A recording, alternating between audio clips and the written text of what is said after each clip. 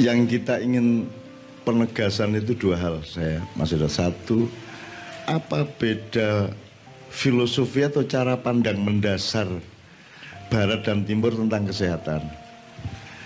Misalnya kalau yang saya asumsikan gini, kedokteran Barat itu terlalu mengandalkan sesuatu dari luar manusia, sehingga muncul kata pasien.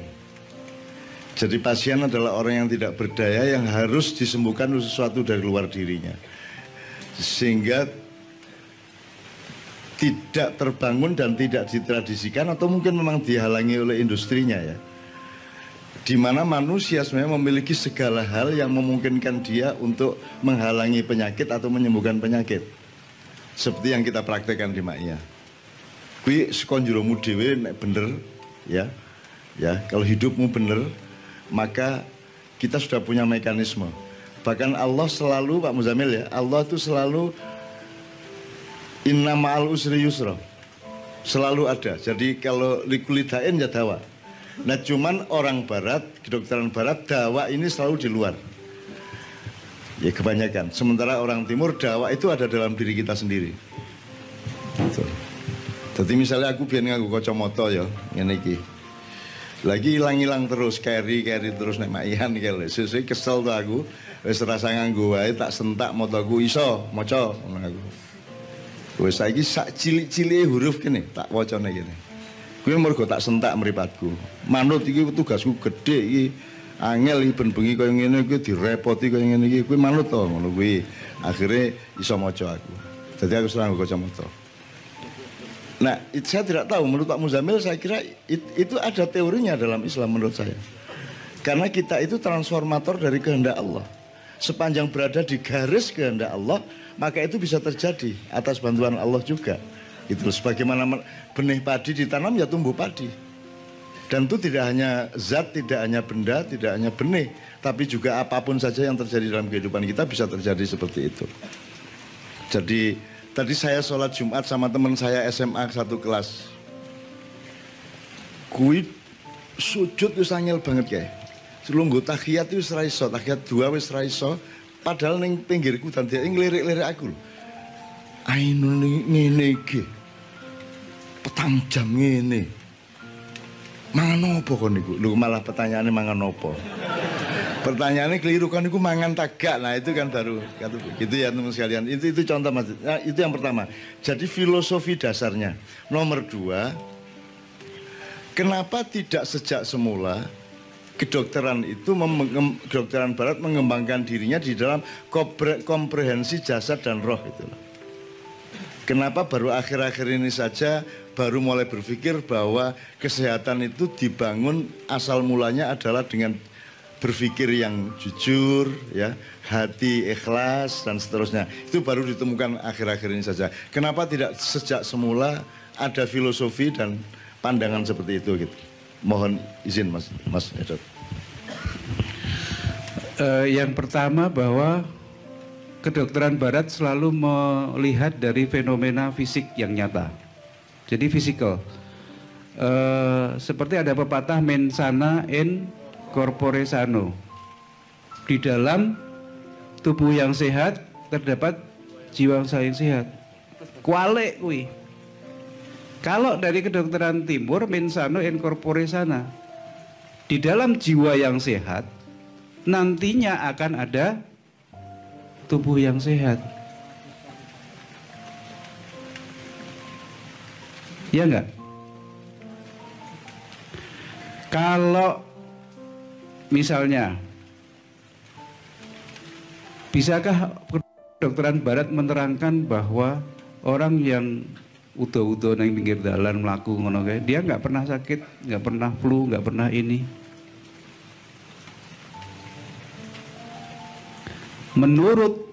Menurut kedokteran Barat, dia jiwanya sakit gitu.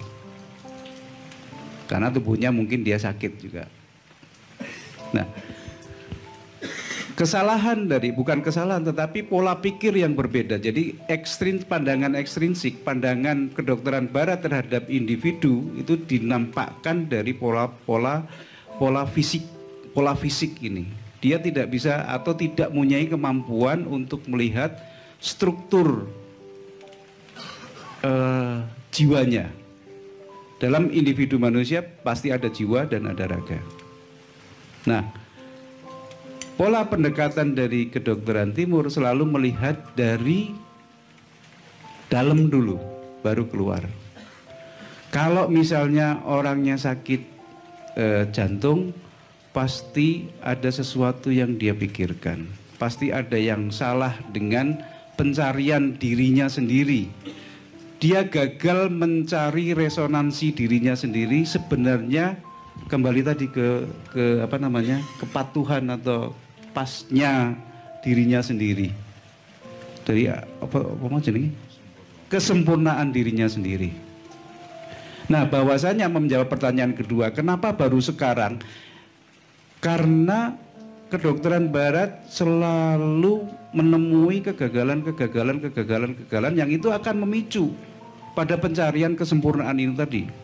Loh, ini sama-sama penyakit leukemi, ini tak obati sembuh, yang itu kok tidak? Pasti ada sesuatunya. Dicari lagi obatnya. Sama, oh ini beda ini risiko rendah, ini risiko tinggi. Loh, ini yang sama-sama risiko rendah pun kok beda hasilnya. Akhirnya dia mencari bahwa oh leukemi yang ini itu ada ekspresi rambut yang putih, di sana ada rambutnya keriting, di sana ada rambutnya lurus. Jadi obatnya yang cocok untuk ini adalah untuk rambut keriting, ini untuk rambut lurus, ini untuk rambut hitam. Jadi sekarang semuanya sudah mengarah ke situ. Jadi individualis based treatment. Jadi pengobatan yang berbasis individu. Gitu, Cak. Oke, sebelum nomor dari Kiai Kanjeng, saya ingin supaya kita mencatatnya mudah ya. Yang pertama gini.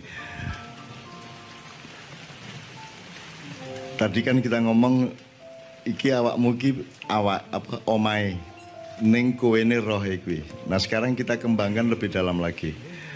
Sebenarnya pemahaman sekuler materialisme barat itu kan selalu menganggap ada dikotomi antara jasmani dengan rohani.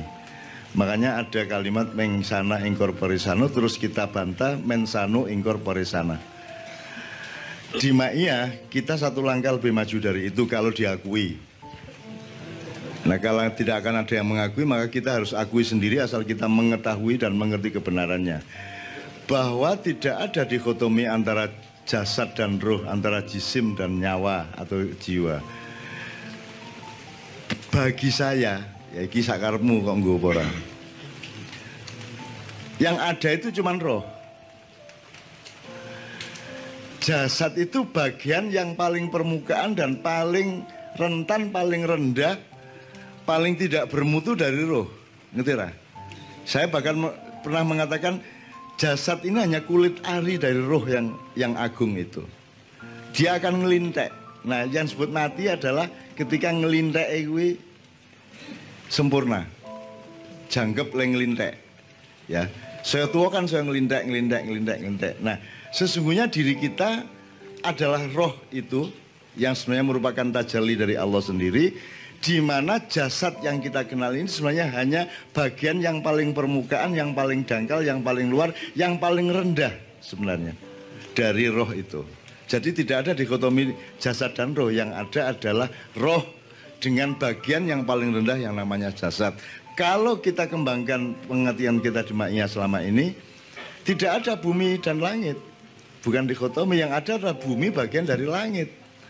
Tidak ada makhluk dan Allah, yang ada adalah makhluk bagian dari Allah. Dia satu. Makanya ideologi utama kita tauhid, karena kita dibikin merasa tidak satu. Mari kita bersama-sama menyatu. Gitu, nyawiji kalau bahasa Jawanya. Gitu. Tidak ada dunia dan akhirat. Meskipun sebagai manusia di dunia kita memakai cara berpikir awam seperti itu, fid dunya wal akhirah. Allah sendiri berkompromi untuk menjelaskan dengan metode dengan terminologi itu. Sesungguhnya dunia adalah bagian dari yang kita sebut akhirat itu. Ini balitanya, terus nanti kita akan remaja, kita akan dewasa, kita akan matang. fi jannatin naim khalidina fiha abada itu. Kira-kira gitu ya.